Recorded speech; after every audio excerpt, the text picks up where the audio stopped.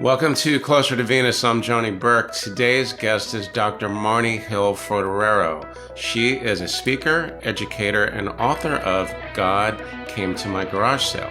Today we'll be talking about how her life was changed forever after experiencing numerous spiritually transformative events. Marni, welcome to the program. Hi, Johnny. Thanks so much for having me. God Came to My Garage Sale. It's a great title. What inspired that?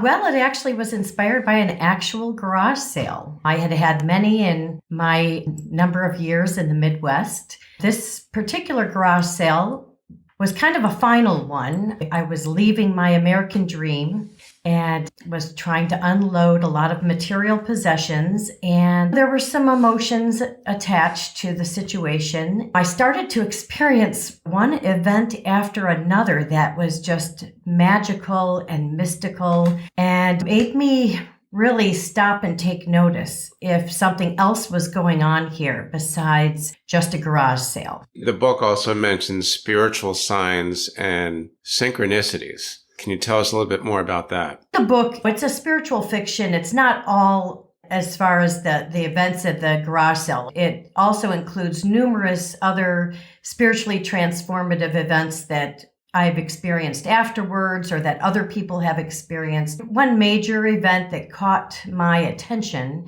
I walked out to the cul-de-sac to kind of look at my home and say goodbye, and I had a wonderful feeling of gratitude, and all of a sudden time just stood still. It was just like there was no time. One dragonfly circled me, and I didn't think too much of it, but then within 5 minutes there were 10 dragonflies, then 50 dragonflies, and then more than that. Too many to count. And everything was in slow motion so that I could pay attention to the iridescent colors and the veins in the wings. And there were different sizes of these dragonflies. I got the feeling that I was just surrounded in love and that there were generations of either ancestors or other community members that were kind of wishing me well and giving me the feeling that everything is going to be just fine.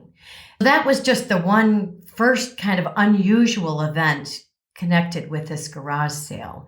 After that, there were numerous things. There were many signs that are very common, like finding feathers, that weren't there before, but all of a sudden there were feathers or pennies or red cardinals. There was one woman that had bangles of Italian charms on her arms. And it really caught my attention because I had just organized all these small Italian charms that I had. I experienced some things watching her. Like I actually saw her at the end of the driveway by the mailbox, kind of levitating. She was above the ground, and I looked closely and I didn't see a boulder, I didn't see a crate, I didn't see a box. But it was all in slow motion, like I was in a dream or something. And then all of a sudden I looked and there were 12 people, like disciples in a way, just surrounding her, looking up at her. And then somehow it just all disappeared.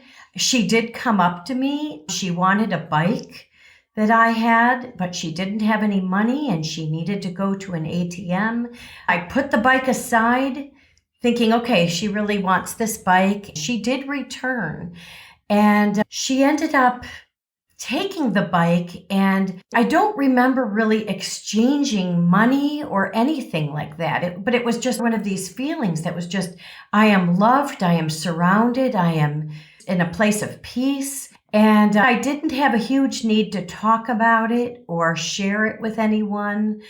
In my research about people that have had near-death experiences, sometimes it takes them 5 or 10 or 20 years to talk about it. It's an average of 10 years. I've heard the same thing. The IANDS people have told me that, and it's something here again and again, because usually there's a fear of judgment and sometimes a fear of losing a relationship. The spouse or the girlfriend or boyfriend or whoever might think that this person's off their rocker. I can understand that, but I'm someone who usually has no problem sharing information or experiences. It just seemed like it was just erased from my thoughts or my consciousness to where I didn't investigate it. I'm usually someone that wants evidence of things and wants to get to the bottom of what happened. And I didn't. With your background as an educator, I would think you would definitely be needing some kind of concrete, tangible evidence of anything. Most definitely. Especially something like this, which involves the unseen or the invisible world. So this experience at the garage sale, would this be the beginning of a spiritual awakening or a spiritual transformation, or did that come a little bit later? Well, I think looking back, it probably was the beginning of it, but it's not like that happened immediately. I was leaving a traumatic family situation. And, I also connected with the IANDS community and found that lots of times trauma does induce a spiritual awakening. Oftentimes it comes after a loss, after a severe car accident or a medical mishap or something like that. This garage sale happened around the same time of this family trauma. So I really do believe it was the beginning of the spiritual awakening, because after that I really started to question it. And then people came into my life. A significant friend who is now my life partner had already been attending IANDS meetings, and he invited me to come to these meetings, and I would hear other people's testimonials of what happened. And when I would hear them talking, it gave me not only the permission to talk about some of the things I experienced, but it also forced me to look back on my life to possible other spiritual experiences that I kind of pushed away and didn't really acknowledge, but that were definitely part of my memory. Or didn't recognize at the time, which is pretty common. As an educator, you have co-authored quite a few anthology books, and one of them, you contributed a chapter entitled My Spiritual Journey from Devout Atheist to Unwavering Believer. The introduction to IANDS, was that a catalyst, or was it something else that changed your path? I don't think it was the catalyst. I had always believed that there had to be something bigger in the universe. My parents were devout atheists, where we were not exposed, my brothers and I were not exposed to organized religion. The person who I married was Catholic, so I went through the process of becoming Catholic. And I really enjoyed it, but, just something felt missing there. And then as I investigated Catholicism or organized religion, I saw so much hypocrisy. And I don't know, it just didn't seem like this was for me. After this garage sale, and when I started attending IANDS and hearing about people's near-death experiences, especially hearing some scientists like Eben Alexander, a Harvard neurosurgeon. That was a very big case. That was big for me. And Marni Hill and other doctors that really don't have a religious or spiritual background. They're very much scientific, proof, evidence-based people. They were both atheists, I believe, before the experience. And that has changed for both of them.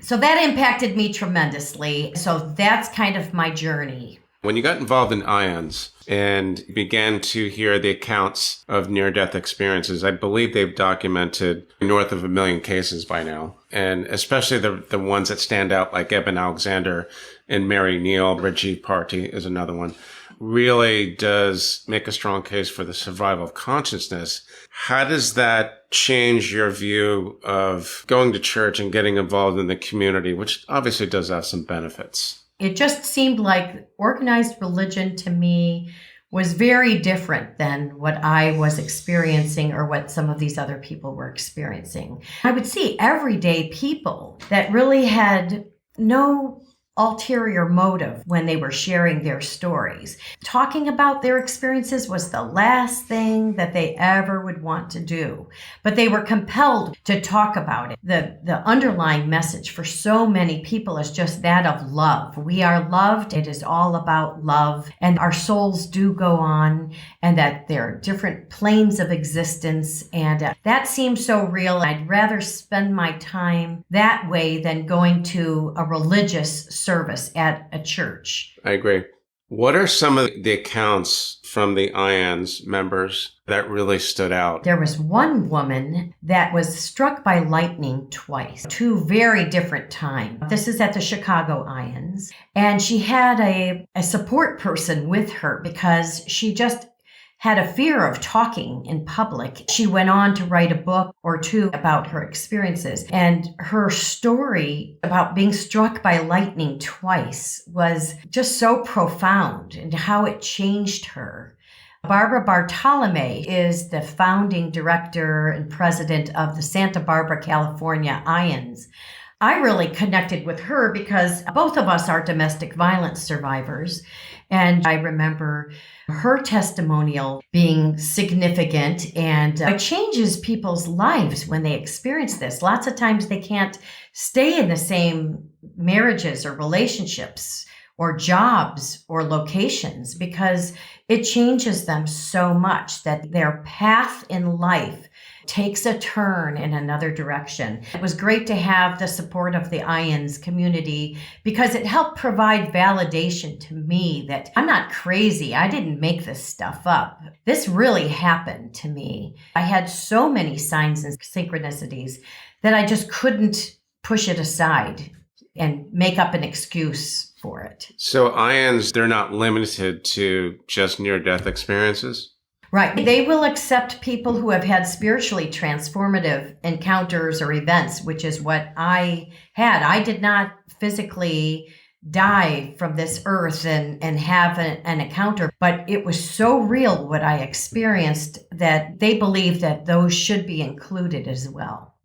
What's interesting about that is that there's another organization which you might have heard of, which is Spiritual Awakenings International, which was started by the IANDS president and vice president. I believe it's Isn't Yvonne Kaysen? Yeah, Yvonne Kaysen and Robert Baer. Great people. And what they have done is taken an approach that IANDS started and broadened it to include lots of spiritual transformative events, or what they call STEs. I don't know if you call it a competition between the two, more of a collaboration, or just Spiritual Awakenings, just basically taking the baton and going a little bit farther. But I think what they're doing is really important because a lot of people have these events and either they don't recognize them right away or they're afraid to talk about them because people would think that they're just plain crazy. I don't think that there's a competition between IANDS Right. and the Spiritual Awakenings International. In fact, I think that there's a collaboration. That's what I thought. I believe that they have worked together. They certainly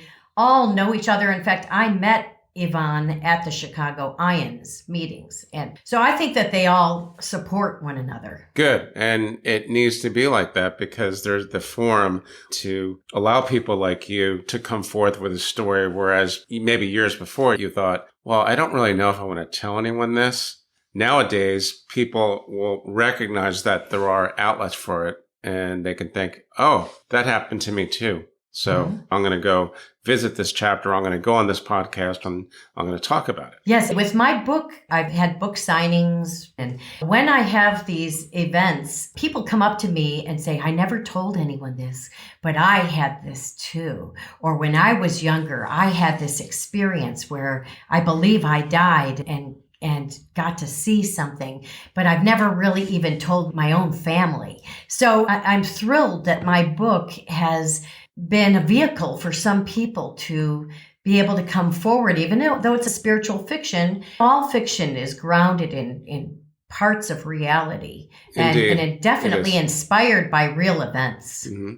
I think that spiritual fiction is appropriate and it's probably easier for some people to process it or consume it. Most definitely. One of my main endorsers of my book is James Redfield, the best-selling author of the Celestine Prophecy.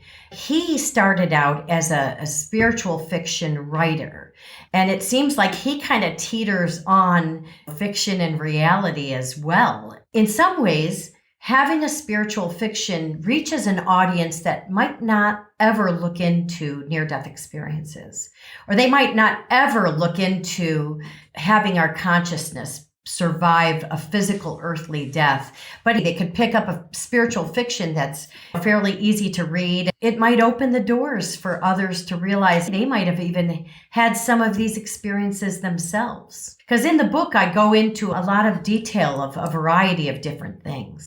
In addition to spiritual fiction, people that have done past life regression as a practice actually have written fiction. I don't know whether you call it past life fiction, but it's actually fiction based on their past life experiences, which again, using the vehicle of the fiction genre, it's going to reach a bigger audience. My hope is that spiritual fiction, metaphysical fiction, whatever you want to call it, a genre, a subgenre, that might be key to reaching a wider audience, because many people, if they look at it as nonfiction, some won't even open the book. Although there are some that only want nonfiction. They want someone's real account. Like Trisha Barker, she's actually become a friend, wrote the book Angels in the OR. I like that one. I know exactly what that is. Yes, she's extremely articulate about what she encountered and was able to put it together in the book. She has combined her abuse experiences along with her spiritual experiences in a book of poetry. But Angels in the OR is really what happened. So I think that there is an audience for people that want to hear the real deal. When we talk about spiritually transformative events, or STEs, as many people know them, do you think that we need some kind of special ability or an inclination to actually have that type of experience? That is a really good question. I don't believe so, because after hearing hundreds and hundreds of accounts, many people say that we all have this ability within us. I experienced a traumatic event and it really opened up my eyes and forced me to pay attention to some signs and synchronicities. Whenever I've had these experiences, I've been in a state of deep reflection where I've quieted myself. I feel like I'm slowing down. And then I'm more open to paying attention to the signs and synchronicities. And I think I had mentioned it before, is things are in slow motion, like there is no time. Right. This was explained to me. In the heaven realm, if you want to call it that, a day is like 100,000 years, and time doesn't exist in the different realms in a linear fashion the way it does here on Earth. Right. And people also say not only the time, but they'll say the colors are so vivid and bright that we on Earth don't have the words to describe them. Heard that too. And I've actually experienced that as well. It's just not on the spectrum of colors here. It's so hard to describe, like deep and bright and multifaceted. We don't have the words to describe it, and I've experienced that as well. Not yet, but as more and more people and organizations strive to give a voice and a forum to people that have had spiritually transformative events, eventually there will be a description. I noticed that for many of the near-death experiences, nowadays, the requirements are that you don't necessarily have to flatline, because there's so many meditative-like experiences where you can reach that cosmic consciousness. So There's probably shades of those experiences, many in-between points. Another thing I experienced, and I wrote about it in the book, it wasn't the actual true account, but I've had 2 dream visitations from people. I know I was asleep, but they were so clear. These 2 experiences I had were so real, where I could just reach out and touch the person. Is that someone who has passed? Yes, they both had passed. So one was my mother, who had passed, and it was during a time that I don't remember her looking like this. I don't even remember seeing any photographs of her looking like this. But she was at the edge of my bed, and I just have to laugh because people do say they came to me at the edge of my bed. And they look younger. And she looked very much younger. Yeah, she wasn't a kid. I mean, she was probably about 30. About 30, yeah, that's kind of strange. I never thought about that, but she was about 30. That's what I've heard many times. That also is common of many near-death experiences when the participant does come into contact with relatives who have passed. They're usually in their prime, which I think is pretty cool. It's good to know that once we pass in this world, we go back to our prime. We don't actually get older. Whatever that is. It's really cool. It's probably going to put all the anti-aging cream manufacturers out of business. It's something I've heard several times, and you have too. So I think my mom was in her early 30s, kind of like a graduate school time, and I could reach out and touch her, but I didn't have a need to do that. So I didn't reach out and touch her, and we didn't even talk. She really just looked at me, but the look was with so much love, and just the feeling was something that I've never experienced and have since never experienced. The love was so deep and so strong. The feeling I got was she wanted to show me that she was okay. And it was just wonderful. It was just such a cool experience. That was something I didn't talk about for the longest time. It's an amazing experience. I'm sure that many of these experiences, they're usually a little bit more common than many of us think. When you talk about meditation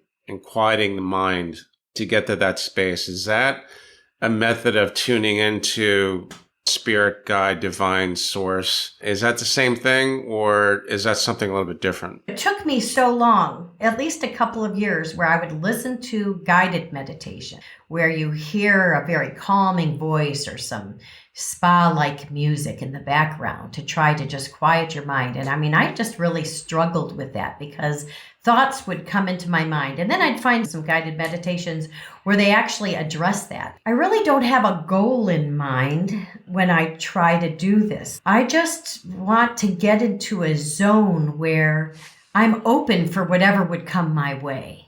Mm-hmm. So that's how I approach it. Now that I live in the Caribbean, I have found that floating in the ocean, just with my eyes closed and just with the waves kind of taking me, I can actually get into that zone-like state pretty fast. But I don't have an agenda. Right. Like, I want this to happen. I think nowadays meditation seems to be more and more popular, and mediums are becoming more popular. I read a book recently called The Medium Explosion, and there seems to be a lot of talk about intuitives and empaths and so on. So I think people meditating will become an even more commonplace practice than it has been recently. Another thing that to me is very interesting, where there are group meditations or group prayers, where they're even international, where they pick a date and a time and they want everyone to stop what they're doing and say a prayer for humanity or peace on earth or whatever it is. I've heard some people call it the conscious collective. There's different terms for it, but I'm curious as to whether there's real truth to that. If prayer or meditation is done in numbers at the same time with similar intentions, if it reaches source in a way that would be different than just the individual trying to do that. I think there has been experiments where it's actually been measured that group prayer or meditation does have an impact. Right. I've heard a few things, but I haven't really researched it a lot. That's on my to-do list, where they will actually look at the number of arrests or crimes or negative events that they are decreased during this time when there was a large number of people putting out positive intentions. That would be really cool to think that we could actually have an impact on present events by using our intentions. What can people expect from your book, When God Came to My Garage Sale? I think people will enjoy the read. It's 13 vignettes. They're stories within themselves. They don't have to rely on one chapter to the next, to the next, to the next. So you can pick it up and just read it at your leisure. You can read any chapter, that appeals to you. So I think that they will not only enjoy themselves, but also be maybe exposed to different signs and synchronicities that I experienced or this character is experiencing. And they might be able to relate it to their own life and things that they have gone through. Synchronicities. I like that one especially. Marnie, thanks so much for joining us today. How can our listeners find you online? My website, www.godcametomygaragesale.com. My books are there. Under the happenings page, you can take a look at different podcasts and book signings and events that I'm involved in. Excellent. I will put that in the show notes and the transcript as well. You've been listening to Closer to Venus. I'm Johnny Burke. If you enjoyed today's episode, please consider subscribing. You can also leave us a review on iTunes as well. For more information, please go to www.closertovenus.com. Thanks again for tuning in, and we'll see you next time.